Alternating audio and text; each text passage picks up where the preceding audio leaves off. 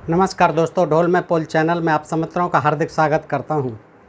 दोस्तों, मुंशी प्रेमचंद का नाम तो आपने और हमने सबने सुना है और प्राय छात्र जीवन में हमने उनकी कहानियां भी बहुत पढ़ी हैं दोस्तों। और एक से एक बढ़ कर के उनकी ख्याति प्राप्त कहानियां हम आज भी पढ़ते हैं और सुनते हैं दोस्तों, तो बड़ा आनंद आता है। वाकई उन्होंने जो है समाज की जो दशा थी उस समय की, वो आज भी विद्यमान है। और उन्होंने जो भोगा, समाज के जो चित्र को उन्होंने ऐसा उकेरा अपनी कलम से कि वाकई काबिल तारीफ़ है दोस्तों। उनकी कहानियों को जितनी भी बार पढ़ा जाए आनंद आता है। और दोस्तों, जैसा कि आप जानते हैं, मुंशी प्रेमचंद का संपूर्ण जीवन घोर संघर्ष में बीता था। अल्पायु में ही पिता का साया सर से हट गया। आर्थिक परेशानियों से आए दिन उन्हें जूझना पड़ता था। शायद यही कारण था गरीबी और तंगहाली बदहाली कि उन्होंने आम जनमानस के अंतर्मन की पीड़ा को बहुत करीब से महसूस किया। दोस्तों, कहावत भी है, जिसके ना फटे पैर की विवाई वो क्या जाने पीर पर आई। तो उन्होंने जो है स्वयं भोगा उसको और उसी पीड़ा को अपनी कलम से कागज़ों पर कुछ यूँ उकेरा कि उनका हर कथानक, हर पात्र समाज की किसी न किसी कुप्रथाओं, अंधविश्वासों और सामंतवादी व्यवस्था की चक्की में पिसता नज़र आ रहा है। मुंशी प्रेमचंद की सशक्त लेखनी ने जब इन कुव्यवस्थाओं और कुरीतियों के खिलाफ आवाज़ उठाई तो इन्हें कलम के सिपाही की उपाधि से नवाजा गया। सचमुच दोस्तों, भारतीय साहित्य के इतिहास में मुंशी प्रेमचंद जी अपनी कहानियों के सशक्त माध्यम से, उपन्यासों के माध्यम से, अपने लेखन के माध्यम से हमेशा श्रोमणी साहित्य के सबसे सर्वोच्च शिखर पर विद्यमान रहेंगे दोस्तों। और उनकी यादगार कहानियाँ हमारे जहन में हमेशा गूंजती रहेंगी दोस्तों। उन्होंने जितना सजीव चित्रण किया है शायद ही किसी लेखक ने किया हो। और इसमें आप जानते ही हैं कि उन्होंने स्वयं भोगा दोस्तों, गरीबी को देखा, सामंतवादी लोगों को देखा, दीन दलित हीन किसान मजदूर सबको देखा। तो उनकी जो परिस्थितियां देखी उन्होंने उसको कलम से उकेरा दोस्तों। ऐसी ही एक कहानी मैंने जो है मनुष्य का परम धर्म भी पढ़ी दोस्तों। और देखिए उसमें कितना जो है उन्होंने शालीनता से वर्णन किया है कि पंडितों की पोल गपोल खोल दी है उन्होंने, कि पंडित जो है अपने धंधे के लिए, खाने पीने के लिए किस तरह से भोली जनता को शास्त्रों का प्रमाण दे दे के तमाम बातें अपने पक्ष में रखते हुए जनता को किस तरह से ठगते हैं दोस्तों। इस कहानी में बड़ा सजीव चित्रण किया गया है दोस्तों। आपसे अनुरोध करता हूं कि आप इस कहानी को पूरा सुनें दोस्तों। आइए सुनते हैं मनुष्य का परम धर्म। होली का दिन था। लड्डू के भक्त और रसगुल्ले के प्रेमी पंडित मोटेराम शास्त्री अपने आंगन में एक टूटी खाट पर सिर झुकाए चिंता और शोक की मूर्ति बने बैठे थे। उनकी पत्नी उनके पास बैठी हुई उनकी ओर सच्ची सहवेदना की दृष्टि से ताक रही थी और अपनी मीठी वाणी से पति की चिंता अग्नि को शांत करने का प्रयास कर रही थी। पति जी बहुत चिंतातुर थे। उनकी चिंताग्नि को जो है उनकी पत्नी पास में बैठी हुई मीठी वाणी से शांत करने का प्रयास कर रही थी। काफ़ी देर तक चिंता में डूबे रहने के बाद पंडित जी उदासीन भाव से बोले, नसीबा ससुरा न जाने कहाँ जाकर सो गया है, होली के दिन भी अभी तक सो रहा है। पंडितन, दिन ही बुरे आ गए हैं।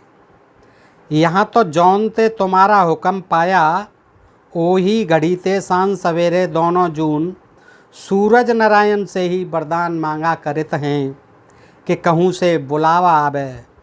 सैकड़न दिया तुलसी माई का चढ़ावा, सैकड़न दिया तुलसी माई का चढ़ावा, मुदा सब सोए गए, गाड़ परे को काम नहीं आवत है।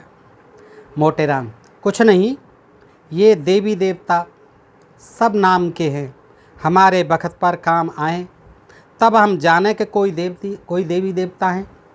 सैत मैत में मालपुआ और हलवा खाने वाले तो बहुत हैं। पंडितन, का शहर भर में अब कोई भलमनई नहीं रहा, सब मर गए। मोटेराम सब मर गए, बल्कि सड़ गए। 10-5 हैं तो साल भर में 2-1 बार जीते हैं। वह भी बहुत हिम्मत की तो रुपए की 3 सेर मिठाई खिला दी।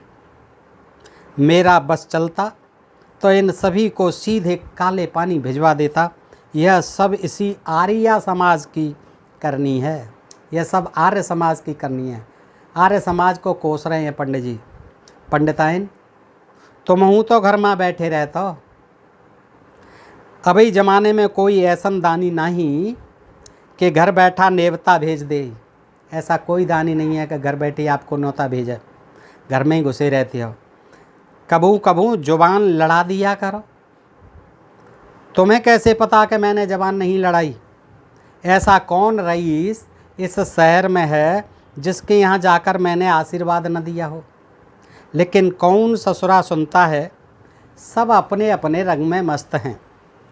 तभी इतने में पंडित चिंतामणि जी वहाँ आ गए। यह पंडित मोटेराम जी के परम मित्र थे। हाँ, अवस्था कुछ कम थी और उसी के अनुकूल उनकी तोंद भी कुछ कम उतनी प्रभावशाली न थी। मोटेराम, कहो मित्र, क्या समाचार लाए हो? कहीं डॉल?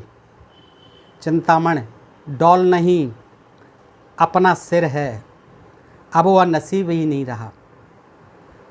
मोटेराम, घर से ही आ रहे हो ना? हाँ भाई, जी करता है कि साधु हो जाए। अब इस जीवन में सुख ही नहीं रहा तो जी कर क्या करेंगे?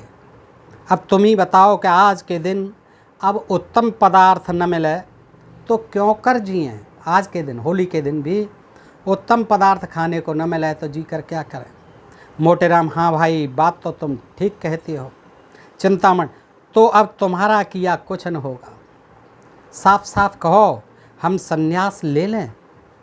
मोटेराम, नहीं मित्र, चिंता मत करो। जानते नहीं हो, बिना मरे गए स्वर्ग नहीं मिलता। तरमाल खाने के लिए कठिन तपस्या करनी पड़ती है। मेरी राय है कि चलो इसी समय गंगा तट पर चलें और वहीं व्याख्यान दें। कौन जाने किसी सज्जन की आत्मा जागृत हो जाए। चिंतामणि, हाँ, बात तो तुम ठीक कहते हो, चलो चलें। फिर दोनों सज्जन उठकर गंगा जी की ओर चल पड़े। प्रातःकाल का समय था। गंगा जी में हजारों लोग स्नान कर रहे थे। कोई पाठ करता था, कितने ही लोग पंडों की चौकियों पर बैठे तिलक लगा रहे थे। दोनों महात्माओं को देखते ही चारों ओर से नमस्कार, प्रणाम और पालागन की आवाज़ें आने लगीं। दोनों मित्र इन अभिवादनों का उत्तर देते गंगा तट पर जा पहुँचे और स्नान आदि से निवृत्त होकर एक पंडे की चौकी पर भजन गाने लगे। वह ऐसी विचित्र घटना घटी कि सैकड़ों आदमी कौतूहलवश आकर एकत्रित हो गए। जब श्रोताओं की संख्या कई सौ तक पहुंच गई तो पंडित मोटेराम गौरवयुक्त भाव से बोले, सज्जनों, आपको ज्ञात है कि जब ब्रह्मा ने इस असार संसार की रचना की तो ब्राह्मणों को अपने मुख से निकाला। किसी को इस विषय में शंका तो नहीं है? नहीं महाराज, आप बिल्कुल सत्य कहते हैं। आपकी कौन काट कर सकता है? मोटेराम, तो ब्राह्मण ब्रह्मा के मुख से निकले, यह निश्चित है। इसलिए मुख मानव शरीर का श्रेष्ठतम अंग है। अतएव मुख को सुख पहुंचाना प्रत्येक प्राणी का परम कर्तव्य है। मुख को सुख पहुंचाना प्रत्येक प्राणी का परम कर्तव्य है। या नहीं है? या नहीं? कोई काटता है हमारे वचन को? सामने आए, हम उसे शास्त्र का प्रमाण दे सकते हैं। श्रोतागण, महाराज, आप ज्ञानी पुरुष हो, आपको काटने का साहस भला कौन कर सकता है? मोटेराम, अच्छा, तो अब यह निश्चित हो गया कि मुख को सुख देना प्रत्येक प्राणी का परम धर्म है। यह तय हो गया, निश्चित हो गया। तो क्या यह देखना कठिन है कि जो लोग मुख से विमुख हैं वे दुख के भागी हैं, जो मुख से परे हैं, विमुख हैं? कोई काटता है इस वचन को? श्रोतागण, महाराज, आप धन्य हो, आप न्याय शास्त्र के पंडित हो। मोटेराम, अब प्रश्न ये उठता है कि मुख को सुख कैसे दिया जाए। हम कहते हैं जैसे ही तुम में श्रद्धा हो, सामर्थ्य हो, उसके अनेक प्रकार हैं। देवताओं के गुण गाओ, ईश्वर की वंदना करो, सत्संग करो और कठोर वचन न बोलो। इन बातों से मुख को सुख प्राप्त होगा। किसी को विपत्ति में देखो तो उसे ढांढस दो, इससे मुख को सुख होगा। लेकिन इन सब उपायों से भी श्रेष्ठ, सबसे उत्तम, सबसे उपयोगी एक और ढंग है। कोई आप में ऐसा है जो उसे बतला दे। कोई बोले, श्रोतागण महाराज आपके सम्मुख कौन मुँह खोल सकता है, आप ही बताने की कृपा कीजिए। मोटे राम अच्छा, तो हम चिल्लाकर गला फाड़ फाड़ कर कहते हैं कि वह इन सब विधियों में श्रेष्ठ है, उसी भांति जैसे चंद्रमा समस्त नक्षत्रों में श्रेष्ठ है। श्रोतागण महाराज अब विलंब न कीजिए, वह कौन सी विधि है सबसे उत्तम जो मुख को सुख देती है, बताइए। मोटे राम अच्छा सुनिए, सावधान होकर सुनिए। वह विधि है मुख को उत्तम पदार्थों का भोजन करवाना, अच्छी अच्छी वस्तुएं खिलाना। कोई काटता है हमारी बात, आए हम उसे वेद मंत्रों का प्रमाण दें। एक व्यक्ति ने शंका की, महाराज ये समझ में नहीं आता कि सत्य भाषण से मिष्ट भाषण क्यों कर मुख के लिए अधिक सुखकारी हो सकता है। यानी सत्य भाषण तो मुख का सुख है ही, जैसा कि आपने पूर्व में कहा, लेकिन ये मिष्ट भाषण उससे भी अधिक कैसे सुखकर हो सकता है। मिष्ट भाषण, मिष्ट भक्षण, मिठाई का भक्षण, ये कैसे अधिक सुखकर हो सकता है। कई लोगों ने एक साथ कहा, हाँ हाँ हमें भी यही शंका है, महाराज इस शंका का समाधान कीजिए। मोटे राम, और किसी को कोई शंका है, हम बहुत प्रसन्न होकर उसका निवारण करेंगे। सज्जनों, आप पूछते हैं कि उत्तम पदार्थों का भोजन करना और कराना क्यों कर सत्य भाषण से अधिक सुखदायी है। मेरा उत्तर है कि पहला रूप प्रत्यक्ष है, यानी मीठा भाषण बोलना प्रत्यक्ष है, साफ दिखाई देता है, और दूसरा अप्रत्यक्ष है, गुप्त। उदाहरणतः कल्पना कीजिए कि मैंने अपराध किया, कोई अपराध किया। यदि हाकिम मुझे बुलाकर नम्रतापूर्वक समझाए कि पंडित जी आपने ये अच्छा काम नहीं किया, आपको ऐसा उचित नहीं था, तो उसका यह दंड मुझे सुमार्ग पर लाने में सफल नहीं होगा। उसने ये कह दिया, पंडित जी आपको ये नहीं करना चाहिए, आप तो विद्वान हैं, तो ये दंड जो है अच्छा नहीं है, क्योंकि ये मुझे सुमार्ग पर नहीं ला पाएगा। सज्जनों में ऋषि नहीं हूँ, मैं दीनहीन माया जाल में फंसा प्राणी हूँ, मुझ पर इस दंड का कोई प्रभाव नहीं होगा। मैं हाकिम के सामने से हटते ही फिर उसी कुमार्ग पर चलने लगूँगा। मेरी बात समझ में आती है? कोई उसे काटता है। श्रोतागण महाराज, आप तो विद्यासागर हो, आप पंडितों के भूषण हो, आप तो धन्य हैं। तो मोटे राम अच्छा, अब उसी उदाहरण पर बात करो। हाकिम ने बुलाकर तत्क्षण कारागार में डाल दिया और वहाँ मुझे नाना प्रकार के कष्ट दिए गए। अब जब मैं लौटूंगा तो वर्षों तक यातनाओं को याद करता रहूँगा और संभवतः कुमार्ग को त्याग दूंगा। अब आप पूछेंगे ऐसा क्यों? दंड दोनों ही हैं, तो क्यों एक का प्रभाव पड़ता है और दूसरे का नहीं? इसका कारण यही है कि एक का रूप प्रत्यक्ष है और दूसरे का गुप्त। समझिए आप लोग। श्रोतागण धन्य हो महाराज, आपको ईश्वर ने बड़ी बुद्धि सामर्थ्य दी है। मोटे राम अच्छा, तो अब आपका प्रश्न होता है उत्तम पदार्थ किसे कहते हैं? इसकी विवेचना करता हूँ। जैसे भगवान ने नाना प्रकार के रंग नेत्रों के विनोदार्थ बनाए, उसी प्रकार मुख के लिए भी अनेक रसों की रचना की। लेकिन इन समस्त रसों में श्रेष्ठ कौन है? वह अपनी अपनी रुचि है। लेकिन वेदों और शास्त्रों के अनुसार मिष्ट रस माना जाता है, मीठा रस माना जाता है। वेदों के अनुसार, शास्त्रों के अनुसार सबसे श्रेष्ठ रस मिष्ट रस माना जाता है। देवतागण इसी रस पर मुग्ध होते हैं।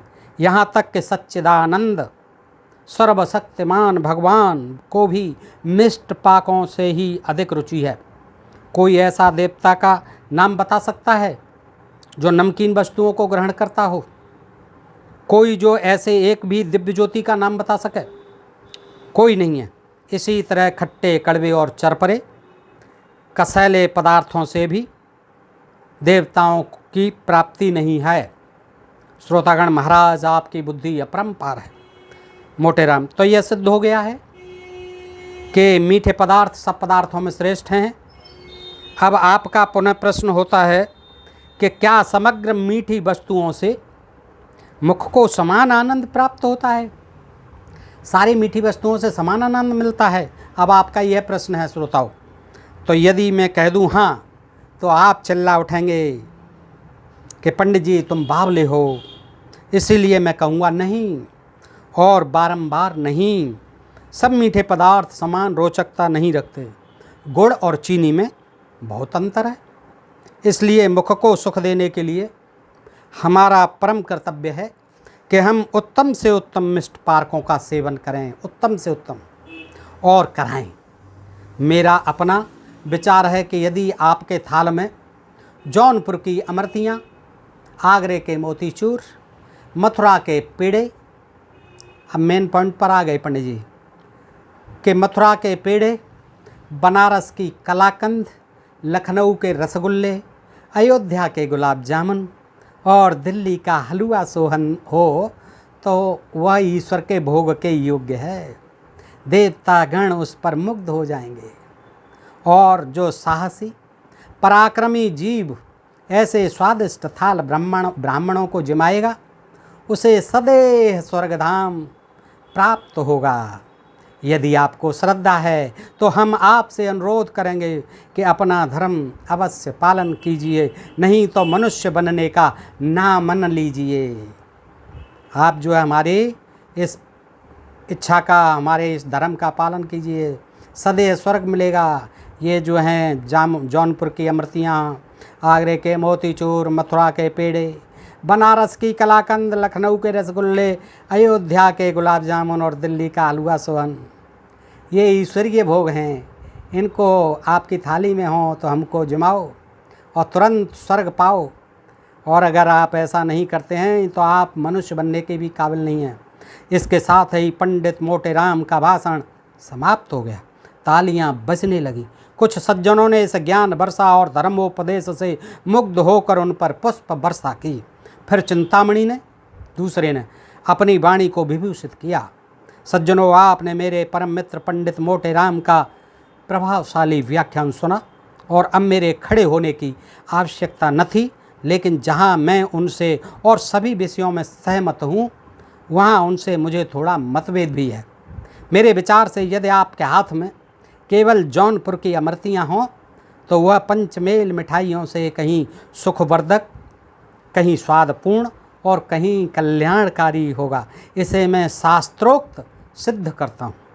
मोटे राम ने सरोष होकर कहा। रोष में आकर के बोले मोटे राम जी, तुम्हारी यह कल्पना मिथ्या है। आगरे के मोतीचूर और दिल्ली के हलवा सोहन के सामने जौनपुर की अमृतियों की गणना ही नहीं है।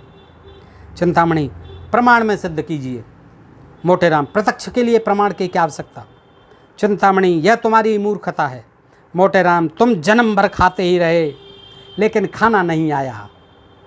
यह सुनकर चिंतामणि जी ने गुस्से में आकर अपनी आसनी, यानी जिस पर बैठे थे, मोटे राम पर फेंक मारी। लेकिन शास्त्री जी ने बार खाली कर दिया और चिंतामणि की ओर मस्त हाथी के समान झपटे। किंतु उपस्थित सज्जनों ने उन दोनों महात्माओं को अलग अलग कर दिया, लड़ने से उन्हें रोक दिया। दोस्तों, तो इस तरह से ये कहानी आपने सुनी। दोस्तों, मनुष्य का परम धर्म देखिए कैसी लगी आपको, बताएं दोस्तों कमेंट करके। और आज के लिए इतना ही। सुनने के लिए आप सबका विशेष आभार। दोस्तों, अपने प्रिय चैनल ढोल में पोल को सब्सक्राइब करते रहें। नमस्कार, जय हिंद, जय भारत।